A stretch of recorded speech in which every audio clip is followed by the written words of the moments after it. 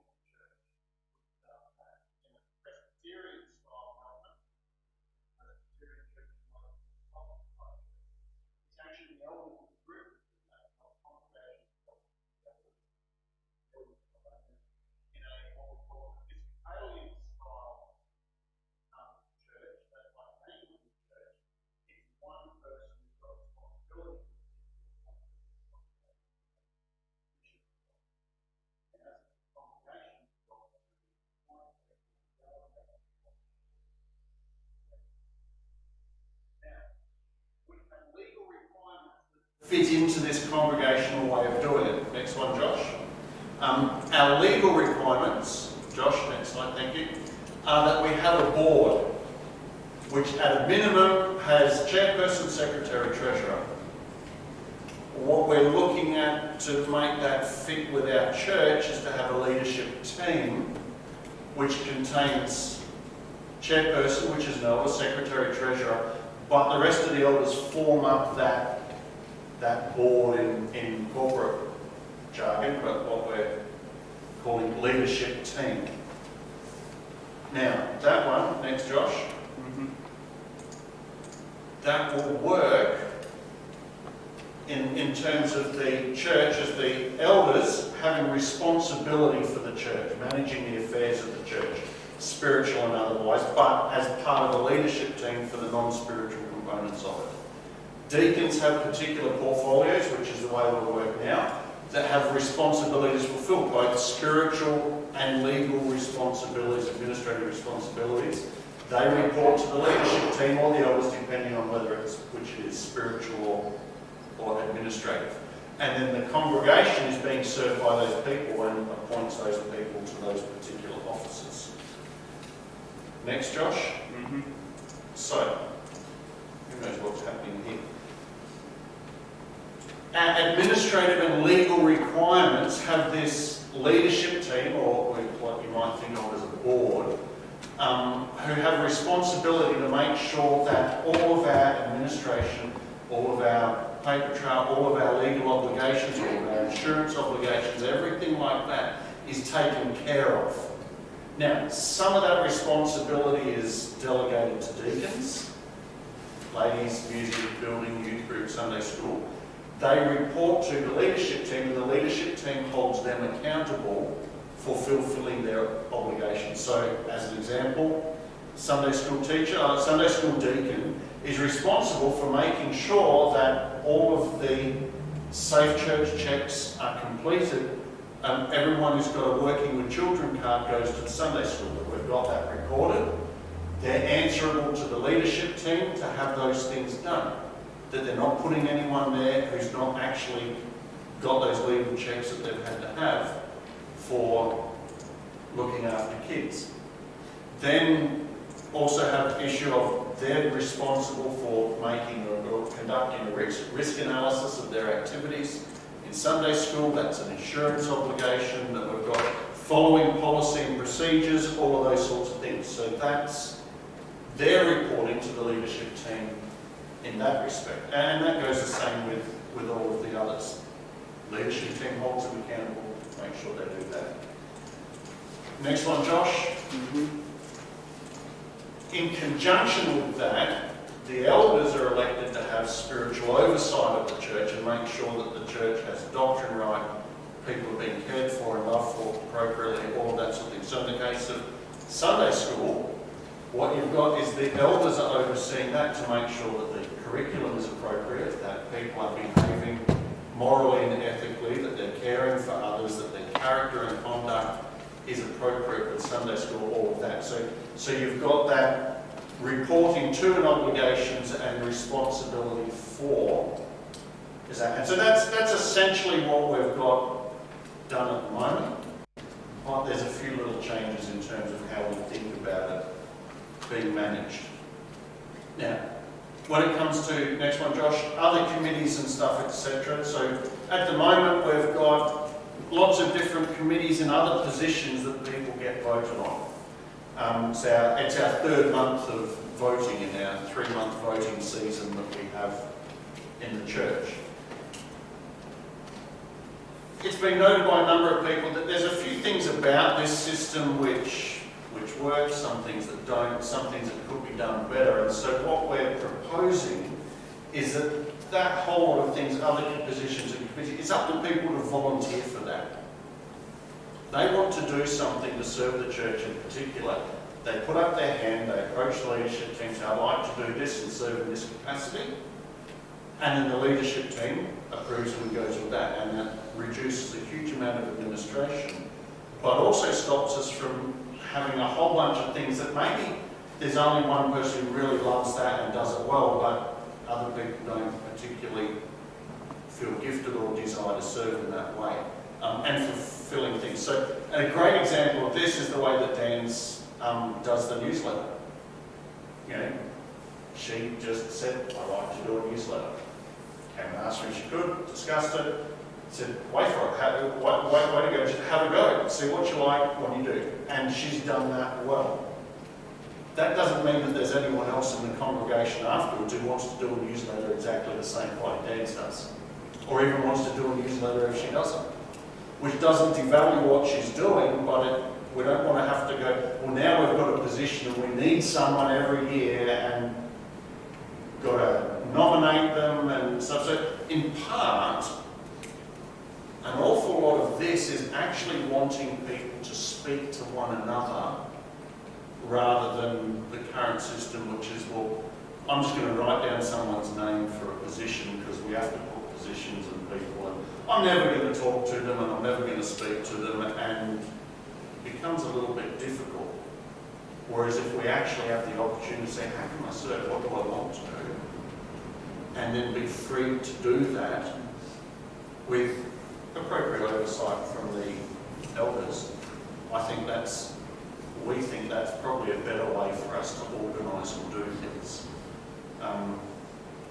You know, just as a little example of this sort of thing, every year Sharon's been nominated for multiple positions.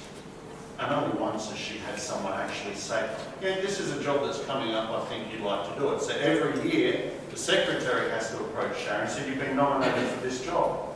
Sharon doesn't know why, she doesn't even know what the job is, and there's a whole bunch of back and forward she's got to do with the secretary. And we'll talk to this person, they've done it, no, we don't, I don't know why you've been nominated. And instead of actually it being an opportunity for people in the church to talk, to encourage one another and build one another up, it's been, and I've heard people say this as a quote, well, I thought they just weren't doing anything and so I put their name down for something.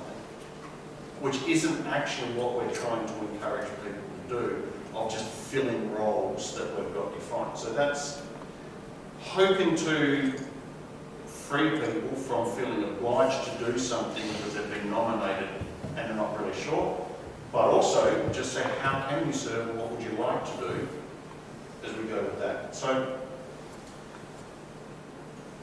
next one. See my little doohies. Technology isn't wonderful. So part of this as well, we're recommending that the church actually employ someone specifically to do administration. Now over the last couple of years we've seen, well actually even from before I got here really, we've seen that the people with the biggest jobs, treasurer and secretary, have not been accepted by a single individual. Most people, when they're looking at them, have said, this is actually too much work for one person to do. I can't volunteer to do it. And so actually, it's a dual package. You need two people to do the job. And that's actually still with me doing substantial portions of those jobs too.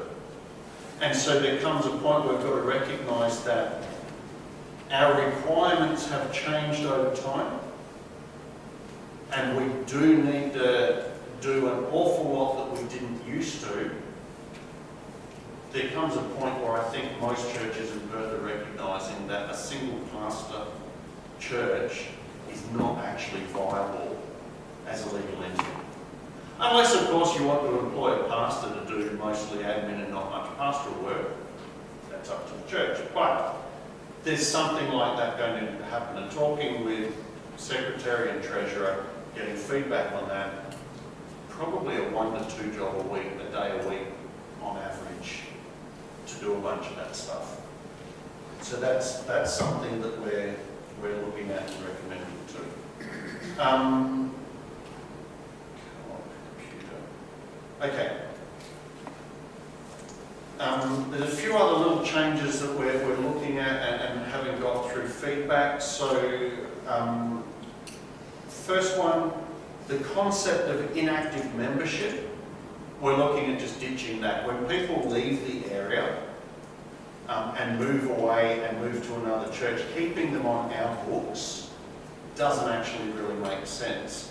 The idea that we've got, which is quite an interesting one, in our constitution currently says, or maybe our policies, I forget which, currently says, you know, until they can transfer their membership, but we as a church have no mechanism for just receiving someone as a member by a transfer of membership.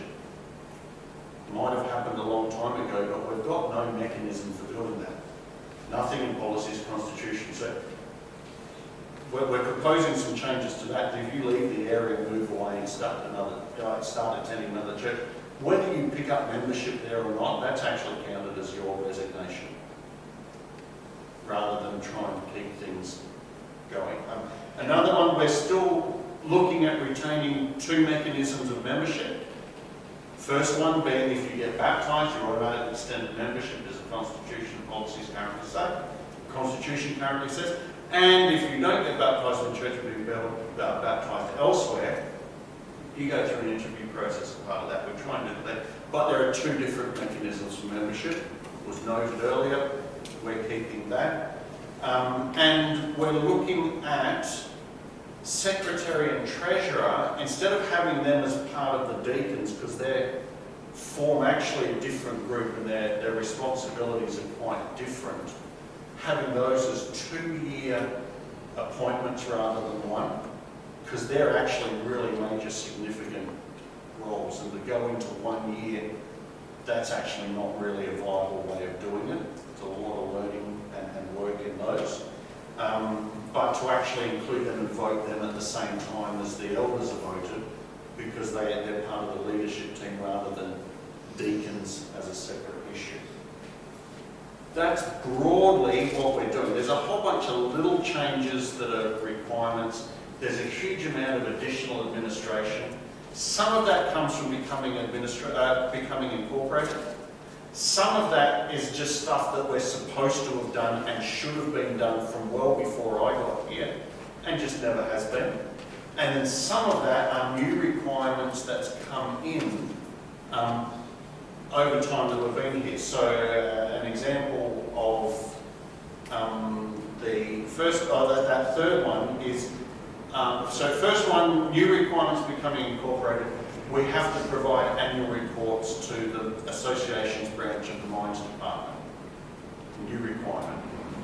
A requirement that's come in the last couple of years is a requirement for us to provide and produce a report for the ACNC every year, reporting financially and on our activities as a registered not-for-profit. And then things that we are supposed to have been doing for all of the time that we haven't been doing are actually producing safe church policies in accordance with the recommended guidelines for churches over time, which include interviews of people who are put into positions of responsibility for children, working with children's cards checks, which we have been doing but not documenting and storing appropriately, records of who's attending Sunday school or youth group or any children's activities, who's leading on those activities, registers of risk analysis for different, all of those sorts of things are requirements we just haven't been doing appropriately or fully or properly. So there's a bunch of things that we're pulling in together to try and bring everything in line, and using the church's desire to become an incorporated body as the vehicle for doing all of this in one hit. That's where we're at the moment. Overview of what's happening. Do you have any questions that you'd like to ask, or clarifications, or anything else? Go on. It's saying ability of everybody attends, but this is an each week. Yep. So that's actually that one in particular is a new requirement that came out. So I put it in the wrong category. New requirement that came out from the Royal Commission into institutional child abuse, and we're required to keep those records on paper recorded for 40 years, because people can come in at any point. And so that's come in the last couple of years. Yes, but we don't actually keep records or checks of a lot of, or do checks for a lot of other things, which are ongoing requirements. Any others? Ian? I'm not a member, but we went through this with the Gillamore Centre a few years ago. Yep. And one of the things we found, just on your secretary treasurer, Yep. and your deacons and your elders, Yep.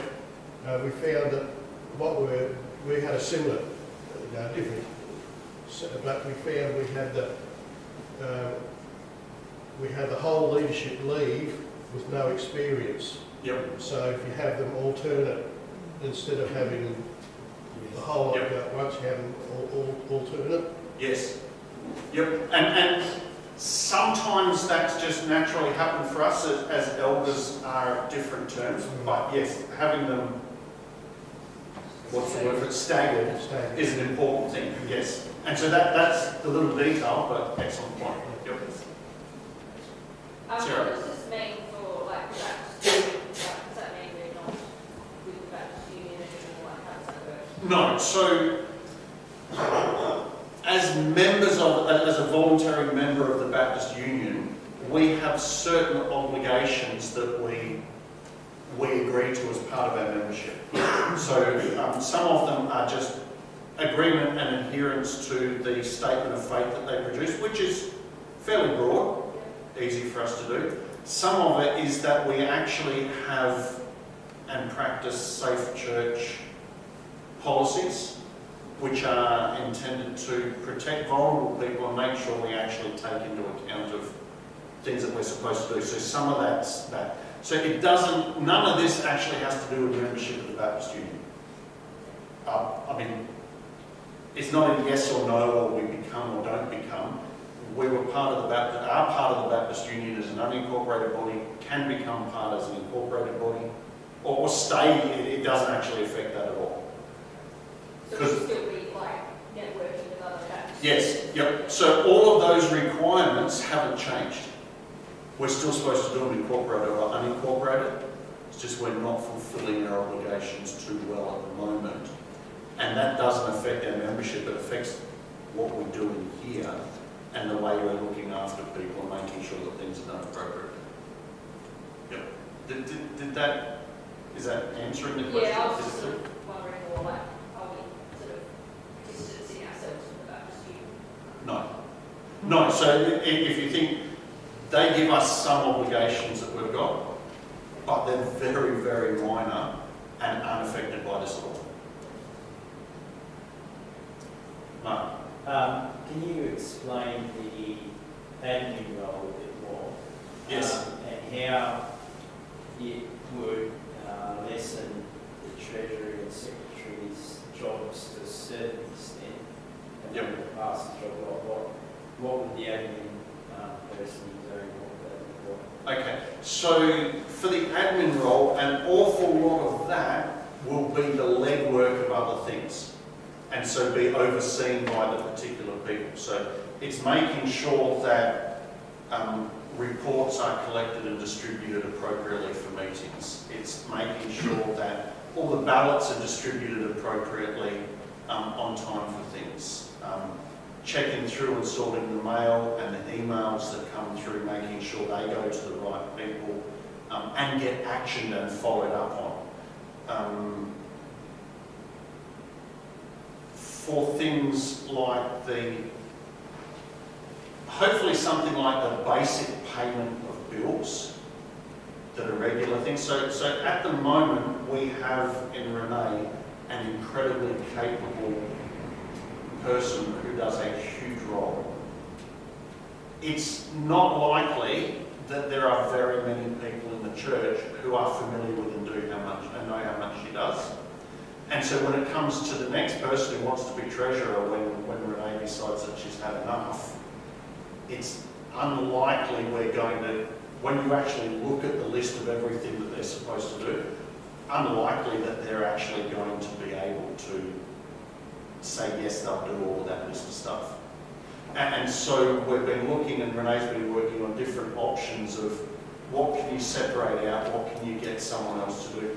Maybe it will be or won't be someone, you get an admin person, you might do it out to bookkeeper, but little things like going and doing the banking. Renee doesn't live here. Banks are only open certain days. She's actually centred around another town which doesn't have a branch of this bank. How often can you get to the bank and do that sort of stuff? And so just a little thing of actually going to the bank and doing that, making sure all the paperwork's recorded for things, collating all the reports, making sure that things are done. It's record keeping, yeah.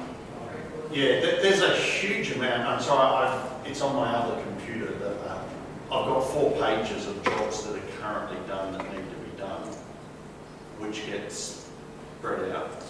That's probably a bit light on. Can you also explain to the church how much of our role that you're also doing that may fit into that admin role? Yep. So I've been looking at some of that, and this in part this comes from people not living and having this town centre. So yeah, I do simple stuff like the mail. All the emails for the church come into me and have to be actioned and dealt with. All of the so I'm not quite prepared for all this, and I should have got that. So I do all of the ACNC reporting. I do all of the reporting to the Baptist Union. I do the reporting to different government organisations. In any other organisation, it will be the secretary that gets contacted as the point of contact that does all of the administration. That's the secretary's responsibility. I do most of that, if not all of that, for everything except little bits that I go, well, Luke and Melissa have full-time jobs. It's a lot of work to do and other things. Dealing with incoming mail and cancelling. Incoming mail, yeah. I mean, sometimes it's just sorting stuff. You'd be surprised at the number of different organisations that contact the church every week, or that some put us on mailing lists and email lists. We had 5 subscriptions for our church for Baptist World Aid, and I slowly got rid of them. We had 2 addressed to Cranbrook Baptist Church, 1 addressed to Cranbrook-Frankland Baptist Church, 1 addressed to Franklin Baptist Church, and 1 addressed to the Baptist Women's Fellowship. And we were getting them 4 to 6 times a year, 5 lots of it coming through. And it took me 2 days of going through, sorting out accounts, cancelling things and getting that done. And that just happens and re-happens a lot. So this person would be employed by the church. What would you say the days would be, or the hours would be? 1 day a week? I think it's a little hard for me to get a good gauge of the amount of time, because a lot of my administration has been building up and working on this for a long time. So would they be a member of this congregation, or could they be employed? They could be employed from outside, so there's pluses and minuses. You would want them to be a Christian. I think sometime it'd be somewhere between 1 and 2 days a week as a guest. There's a huge backlog of admin and filing and recording that needs to be done, which might reduce over time as you go. There are different options. It's easy to have someone in the congregation. Hard to actually hold them to account sometimes, because they get upset and their families get upset. But the harder thing, if it's someone in the congregation, is Sunday morning, everyone wants it, you've got to do this, you've got to, and it becomes actually work rather than coming to worship, which is not what you want. Outside the church, there are pluses and minuses for that. There's Mount Barker have an associate pastor at the moment who his contract runs up at the end of this year. I am fairly confident that they do not have the finances to keep him on full time. It could be an option for us to employ him to do some administrative and some pastoral work to keep him in the grades up. I think that's a possibility. It's maybe not the best. Church might just say, well, mate, tough.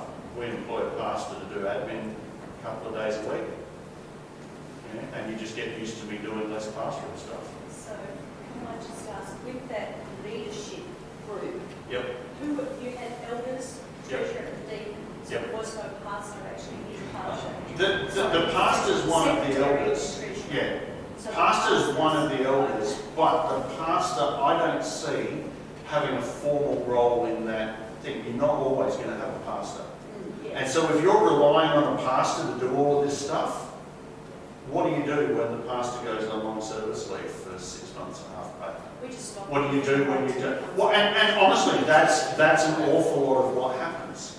Is nothing happens, and then what happens if it's 1 year or 2 years, and you actually run into legal and And so insurance problems. that person that you'd be employing, would they be part of that leadership team? No, they're separate. No, they're an administrative role. That leadership team will say, you need to check on it and fill out these forms and provide these reports. You need to chase up these people to make sure that their reports and records are in. You need to file them all together and hand them to us. This has been done, this hasn't been done. They do that legwork, which is an awful lot of what I try and do. But I don't like it, and I don't actually think it's my job. So it gets lower down the list of things that, yeah, and we get further. Phil. What then would be the secretary role as it stands now? Is that sort of dissolved apart from the announcements? Yep. Does Okay, that sort of- so the secretary's role is actually a legal one.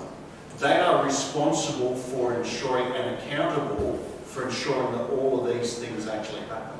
So secretary, treasurer and chairperson, there are legal requirements for them. Can't have been convicted of certain offences. Can't have been bankrupt. You know, that actually go into that sort of function. The secretary's role is to actually make sure all of this is done. You know, to say, yeah, I'm the one who signs off and goes, yes, these things have been done. I'm the one who files the report with the ACNC. I'm the one who files the report with the Baptist Union. I'm the one who files the report with the Mines Department to say, yes, we have fulfilled all of our obligations and I've checked off. They don't necessarily have to do every single part of it. Just the same way that the treasurer doesn't actually have to do all of the bookkeeping and perform and fill out and lodge the BAS statement and do all the payroll and stuff. You could actually have all of that paid an accountant or a bookkeeper or whatever technical thing does that, and the treasurer is the one who makes sure that makes sure that all those things are done. They get the reports from them. So yep, we've done our BAS this quarter. We've done all the bookkeeping. The treasurer is the one who keeps an eye on the budget, expenditure in the church, lets the church know how things are going financially, provides recommendations, reports to the church and says, there's a problem here, and so we've sacked that accountant or moved to a different firm because they were not getting things done on time. They're actually responsible for overseeing and keeping tabs on it all. They've got big checklists of things they need to check off, but they don't necessarily have to do it themselves. And there's a bunch of things with the deacons like that as well. They've got responsibilities. Have you done these things? Have you done those things? Have you reviewed that? Have you got your list? They get support. Some from the pastor, some from an admin person, some from the secretary, to help them go, keep them accountable, hold them on track, and go, well, if you can't get these done, one, what can we do to help you? Or two, is this actually the role that you're suited for? Because maybe you're not. Sunday school deacon, maybe you're not actually suited to oversee, but great Sunday school teacher. You know, if you can't get the stuff done for that job or responsibility, maybe you shouldn't be doing it. And so there's partly there, so that's secretary's job. So the way we've set it up is if you don't have a pastor, it makes no difference. The church still has to run, all these legal things still have to be done. Everything still has to happen. So the pastor sits just as one of the elders in the way we've got it, can't become the chairperson, doesn't do all of this sort of stuff. Now, if you want to employ a pastor to do all the admin, you have to work out how you're going to employ someone to do it all when the pastor's not there, when you don't have one. Because it still needs to happen. And nothing's going to fall off and stop the instant it's not done, just like it hasn't for the last 10 years. But in 20 years' time, when someone says, actually, oh, I had a problem at the church with whatever it was, you need all of those records there. And if you don't, secretary, treasurer, chairperson, that's where legal liability sits. Which is why we need to take it more seriously when we have it and actually get these people to support to do something. So a bigger church in Netherlands I was a part of while I was at Bible College.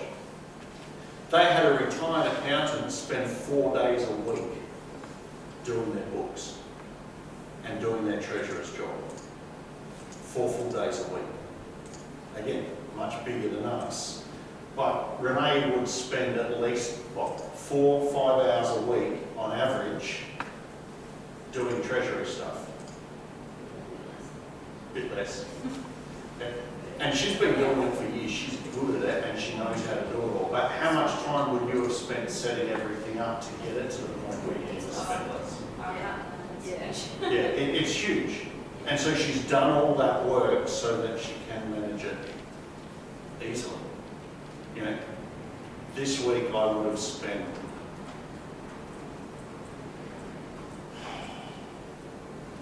$30 to $40 on administration. And then I have to do all my ministry on top of that. Some weeks I ignore it and do nothing. But it's not unusual for me still to be doing 60 to 70 hours a week just to get administration done, as well as my normal job. So, just thinking about that then, in this model, is there scope for what happens if the church grows and does hire assistant pastors, family pastors, ministry work, like where would they fit in the model? Different churches do that differently. So, some churches will just go, if you're employed as a pastor, you go into the leadership team. Most churches say, actually, they sort of operate the way deacons do. They've got particular portfolios and responsibilities, but they report to the leadership team. So if you've got one pastor, then that pastor is part of the... Most churches, usually it's the senior pastor Yeah. that's part of the leadership team. So, Albany Baptist, it's only Phil who's on that board. They've got John and Jordan and Damon and Corinne, you know, plus a full-time office person. None of those are on the board. It's just the one. Some churches will go, everyone on the pastoral staff has got a pastoral job, but there's not many of those. Because it's recognised that leadership structure, that governance structure, is not the same as fulfilling the spiritual roles and ministries that they've got. No. You said this twice and I'm confused. Sorry? You said it twice and I'm confused. Why do we have to report to the Ministry of Mines? I think that's a throwback. The Ministry of Mines is just purely the government department that actually oversees and manages incorporated organisations. And so why it's the Department of Mines, I do not know. It's just a historical quirk. I don't know what other departments there are, which one would be better, but maybe it just ended up, oh, there is no better one. That's where it's stuck. It's a weird thing. And hopefully, sometime in the future, the ACNC reporting will overtake all of that, but there's an argument in the States. ACNC is a national level requirement. All the other incorporated bodies are a state level requirement, and not all the states want to give up their bits and pieces and stuff. So there's no agreement between the states and the Commonwealth government about that. So at the moment we're left with 2 reports. And they're different reports, they've got different requirements that you have to fulfil. Fun. Any other questions or Dent. With the, going back to the secretary role, so your admin person, would we not be better off employing a secretary? So, because if they're still responsible and having to give out the jobs, that's still a big role on like Luke and Melissa to make sure things are done, or if you're getting the person that's paid to do it. Yep. To do that, and then have an assistant secretary that does the announcements and those sort of. Yes. So there are. I've tried to keep it as broad. I mean, you could actually pay the secretary to do that job, but not every secretary, person who wants to volunteer.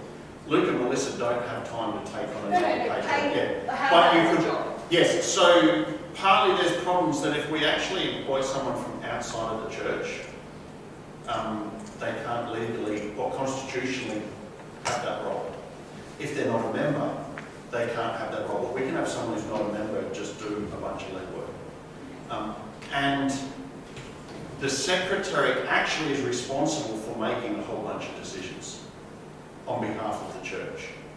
And so to employ someone to do that would mean you'd actually go through the process that we need to go through with the secretary of discerning whether they're suitable, their character, their membership, all of that. So it's possible. We could pay Renee to be treasurer, and she might go, I don't want to be paid and I'm happy to do it anyway, or I don't want to be paid and I'm not doing this job. And the next person might say, well, you can pay me, but I'm not doing all of that work.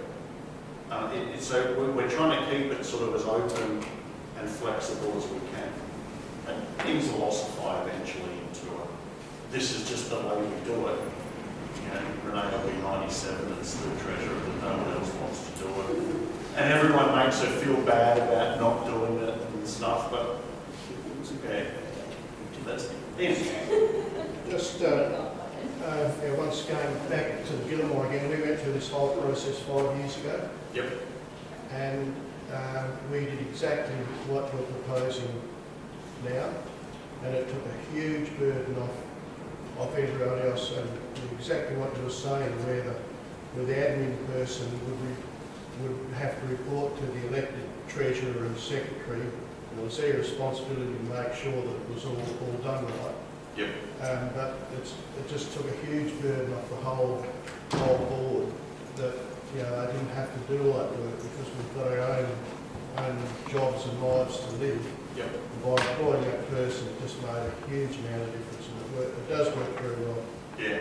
And that's the actual aim of all of this. So at the moment, almost every single person in the church is allocated to some sort of formal job or role. A lot of them don't actually really do anything. They're just a vestige left over. Or they get done much better in an informal sense. And so what we want to do is actually go, instead of going, well, okay, we need 5 people on the building committee and 2 people on the finance committee and 3 people on the music committee and these many people doing, instead of doing that, saying, actually, if you want to serve. And let's not just write down and dog people in and then spend a month voting and huge extra work for the secretary. Why don't you just let people serve? And we'll reduce down the amount of administration and organisation to its core to lift the burden off as many people as we can and to provide the freedom for people to go, well, I've got to go to church and do another job. As opposed to I've got to go to church and worship with people, and how can I help others around me? How can I love and serve? That's the aim. Phil? Just really quick, do we have the financial capacity to support paying an admin run?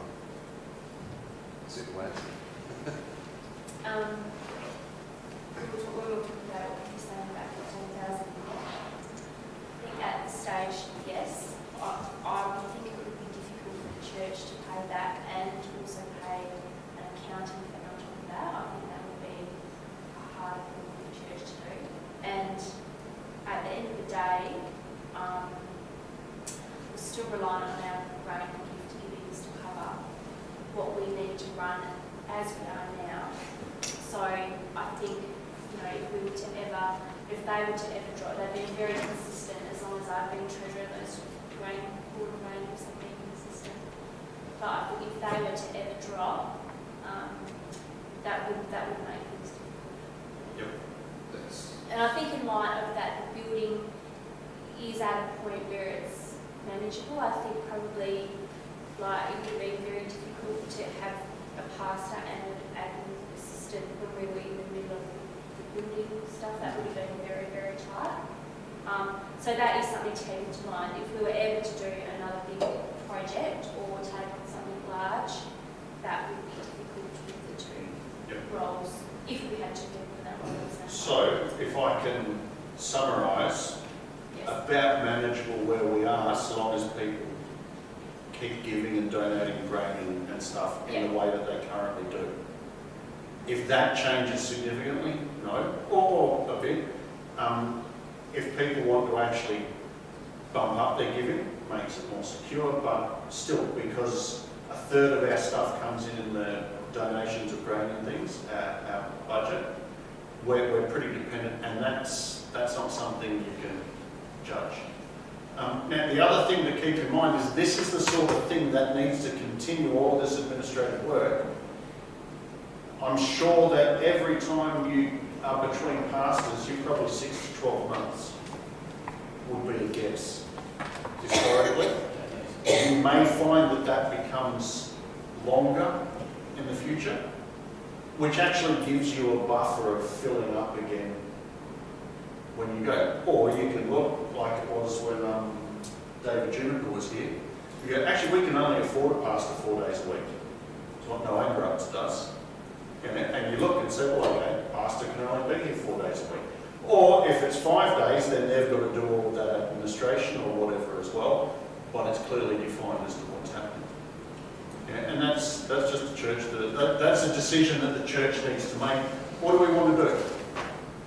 And every church has to make that decision at some point, because you can't just sort of keep assuming that everything will continue as the same. The pastor will do whatever we want, because people go to pastoral ministry not wanting to do administration, strangely enough. But that's a choice, and then you advertise or work out with your pastor entirely for the churches to decide. Not wanting to kick you out or set you off, Jeff, but if it came to a point where we had this structure in, we had someone looking after that admin role, and say for any reason you left, our church would look more attractive for someone coming in going, my role is going to be much more what I feel I need to do, ministry, pastoral visits, maybe preaching, teaching, that's stuff all. like that. And so if they come in and go, I've got half my time going to be taken up with admin, or helping out with the admin, I don't really want to go there. Yeah. Well, actually, and even more to the point, you might find someone going, I want to do ministry, I feel called to here, I don't mind doing that amount of admin, but it needs to be a clearly defined thing. If they go, well, who comes in and you ask the question, who does this stuff? I think a lot of people go, I don't know. Who does do that stuff? Not most of you don't know what I do. Secretary and Treasurer don't know what I do. Yeah, but because that's where it needs to be defined. And if it's defined, that makes something attractive. You can make a proper decision. It's when you get here and get told, well, actually, you've got to work it all out, and you've got to fix all of this, and you've got to organise it. And there's not actually agreement in the church. And yeah, we have, and this is what we've done, and this is how we're organised. That's where you get difficulties.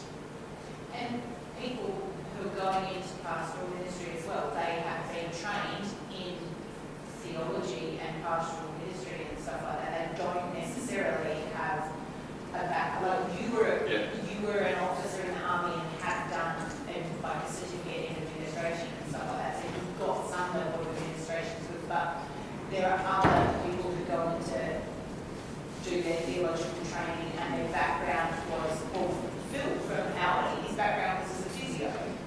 So Guys I went through with upholsterers, welders.